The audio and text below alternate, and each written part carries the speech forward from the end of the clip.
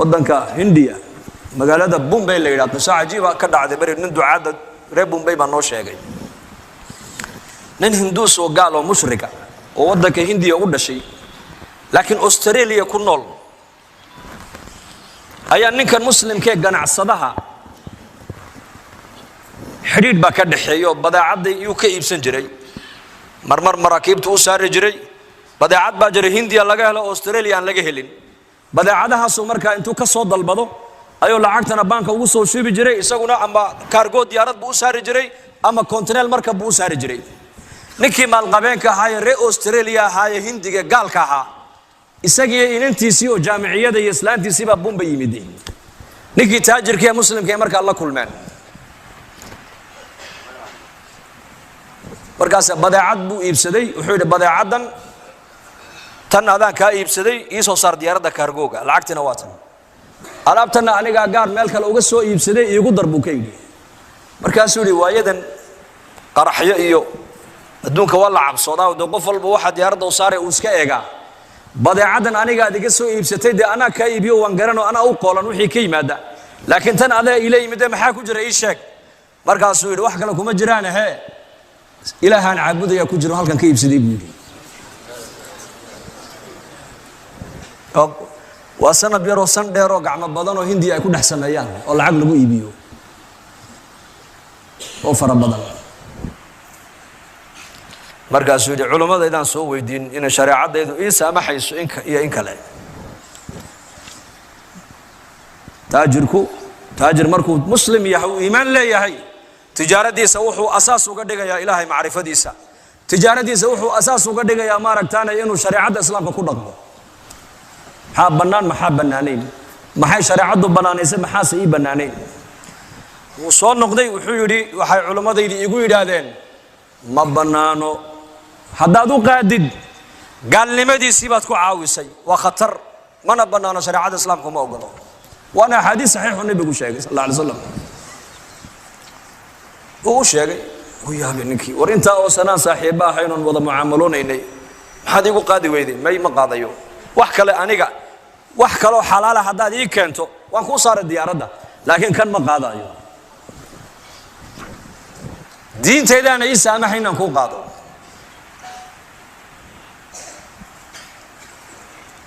gabadhiisiiba marka inantii uu dhalay baa fikiraysa waa gabadh jaamiciyada habeenkii iyadii aabaheedii hooyadeed hoteelkii markay tageen ayay tiri aabo ninkan muslimka inta oo sanad la mucaamaloonaysi muxuu inoogu qaadi waayay bay tiri ilaahayna aabo waa diintiisa ogolayna naga daabuudi aaba raay baan ka qabaa bay tiri halka raay baan ka leeyahay raaygaan ka leeyahay waxa weeyaan bahalkan aan iibsanay marka koobaad isagii intuu socdo Australia tagi kari maayo ma socon kara laba lacag iska bixin kari maayo diyaaradda kursi fadhiisan kari maayo saddex adigii waxaad iga dhaadhicisay oo hooyaday ka dhaadhicisay oo adiga ka dhaadhicsanna baahideena kana daboolaya markay dhibaatana qabatay xambarino waxay tiri ani arintaas maskaxdeeda ma galaysay tiri war kale keen فكرت لكن مسلم كيف التلفون كيس قبضتي ولا هذا الشيء وحيت بريت ولا انكو اركان دونيا وايو وين انت ودغ عين كاس او دلي ويانا ما انت كوتمد يا ابيه لا سعودي اي كان بالبو marka ku martay qaaday markay u timiday wuxuu marka islaantiisii buu soo kaxaystay oo xijaaban oo gabadh mutadayinada markaas u soo gashay hoteelkii halka gabadhii fadhiisatay waxay tiraanu adigan kula ballamay ruuxan kale kula fadhida maxay tahay wuxuu ruuxan kale waa xaaskaygi diinteeda islaamku iima ogolaanayso inaan adiga kula kaliyoobo limaada waan ku geeyo adiga mahram badita mahram imatid mahram badu baahanta nabi maxamed baa yiri ninna naaga ajaaniba inuu san la kaliyoobin illa mahramkayga la jooga mooyaane alayhi salatu wasalaam taana horta qacbe ku tiri qalbigeedii diin bal ya meesha taale waxay tiri su'aal baan ku weydiinaya diintaadu adiga waa maxay waa islaam iyaad aaminsan tahay sheeg Allah bana aaminsan la tudrikuhu al-absar wa huwa yudriku al-absar cirka abuuray dhulka abuuray marka halkii fursad waxay u noqotay inuu ninkii gabadhii dacwada siiyo inay iyadii halkii ku islaamto inay hoteelkii ku noqoto inay hooyadeedii aabaheed ay ka dhaadhicisay diinta islaamka oo labadii waalid oo da'wa weyn ay ku qancaan inay diinta islaamka soo galaan hidaayada marka ayahay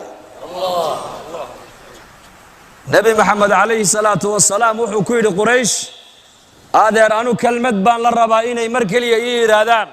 hadday kalmada ay yiraahdaan carab oo dhan madax bay u noqonayaan carab ajam oo dhan jizyada ka qaadayaan kalmadaasi waa maxay wala ilaaha illa allah aba jahl basaraka wuxuu yiri aj'ala al-alihata ilahan wahida in hadha la shay'un ujab 360 ilaahun caabudaynay ayaa baahidayadii dabooli karile maxamed ma waxa uu leeyahay mid kaliya caabuda war inaga kiciye buuri meesha ilaahayadeena cibaadadoodana ha ku sabirne muraadka maxamed uu ka leeyahay diintiisan ku daynayo ka hadhaya ma inay naga mariyo bay dhaadeen markay ka dareereen ayuu nabigu sallallahu alayhi wasallam isagii adeerkii baas ku soo hadhay markaasuu Abu Talib ayaa yiri adeer hadal xunba kuma oranaa waa sidee ma inta bay ka didayaan markaasuu adeer adigu kalmada mar ii dhabuuri qiyaamaha ku marxaati furee hal marun adigu ii dhabuuri kalmadaas maalin kasta waa u bandhigay adeerkii dacwada sakaraadkii markuu qabtay ayaa la yiri adeerka Abu Talib baa xanuunsan oo jiifo oo dhacay marka Abu Nabigu iskur taagay alayhi salaatu wassalaam kolku uu soo galay Abu Talib wuxuu arkay dhinaca waxa ka soo ka fadhiyay Abu Jahl ya uga soo horeey Abu Jahl baa uga soo horeey siraac xaq iyo baadilku wasgarab socdaan la socdo marka Abu Nabigu u dhawaaday adeerkii ammi adeer ha kalimatan uhajju laka biha inda Allah yawm al-qiyamah maalinka qiyaamaha ku marxaati fure oo han ku shafaacad qaade hal marun kalmada aniga ay maqashiibu ka yiri la ilaha illa Allah muhammadur rasulullah sallallahu alayhi wasallam markaasuu eegay Abu Jahl buu eegay Abu Jahl baa ku yiri atarghabu an millati Abd al-Muttalib ya Abu Talib ma millati Abd al-Muttalib baad maanta ka weecanaysa diintii oo yaashin intood ka tagto diintan cusub ee Muhammad uu la yimiday miyaad rumaynaysaa oo raacaysa oo aamusa hadana nabiga soo yarjiidiyay sallallahu alayhi wasallam adeer kalmada mar labaad igu celi buu keenay mar labaad hadana waa aamusa hadana Abu Jahl baa soo jeediyay markii uu dambeysay Abu Talib wuxuu yiri ala millati Abd al-Muttalib baan ku dhintay Muhammad oo iska keedaa buu keenay إنك لا تهدي من أحببت ولكن الله يهدي من يشاء وهو أعلم بالمهتدين إنك لا تهدي من أحببت كذا ذكوا جعلات النبي قال له يري ما هذين كريس دلالة هذا ولا الدلالة هداية هذا ولا هاي وحويان إن هذا خير كذا ويردد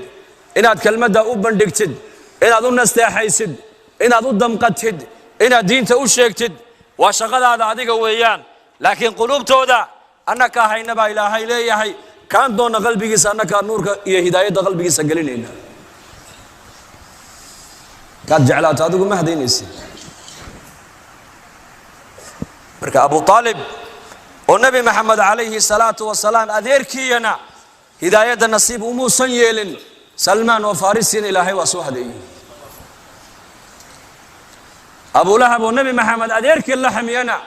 هداية النصيب أمو يلن بلال الحبش إلهي تبارك وتعالى وسوحدي يهدي من يشاء كودون إلهي سقهدي كودون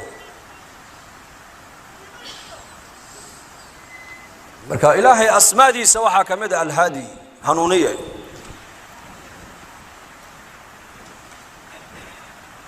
al-hafid wa asmaada ilaahay ilaaliye saga ku ilaalin sidoo doono kugu ilaalin meeshu doono kugu ilaalin goortu doono ku ilaalin bila asbaab